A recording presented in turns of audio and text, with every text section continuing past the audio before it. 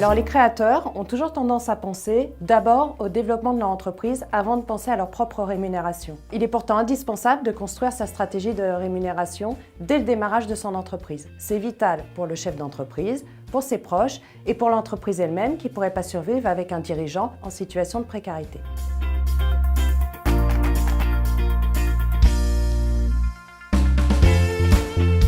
La rémunération d'entrepreneur se compose d'une rémunération immédiate et d'une rémunération différée. La rémunération immédiate, c'est celle qui est générée durant la période d'activité. La rémunération différée, c'est toute la richesse de l'entreprise qu'on va pouvoir transposer dans le patrimoine du dirigeant pour préparer ses projets à court, moyen, long terme et également préparer sa retraite.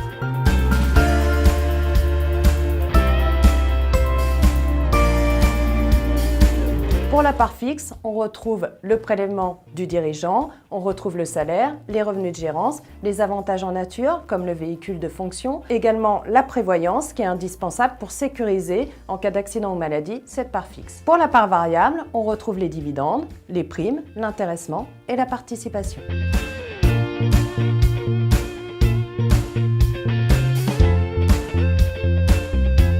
Les options de rémunération différées, par exemple, on va retrouver l'épargne salariale qui profite directement aux dirigeants dès lors que l'entreprise est employeuse. On peut retrouver la retraite facultative, dispositif qui présente des avantages fiscaux et sociaux pour les travailleurs non salariés, et puis les revenus fonciers avec l'achat des murs professionnels.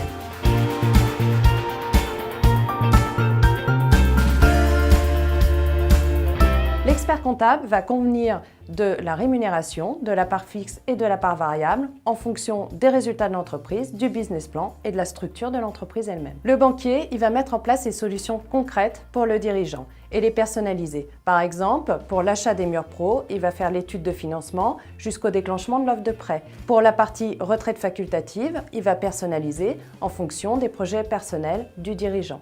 Et pour la partie prévoyance, il va adapter en fonction de la situation de l'entreprise et du dirigeant. Les lois fiscales et sociales se succèdent chaque année. Le dirigeant d'entreprise voit sa situation évoluer, personnelle et professionnelle. Il est donc indispensable de revoir sa stratégie de rémunération tous les ans.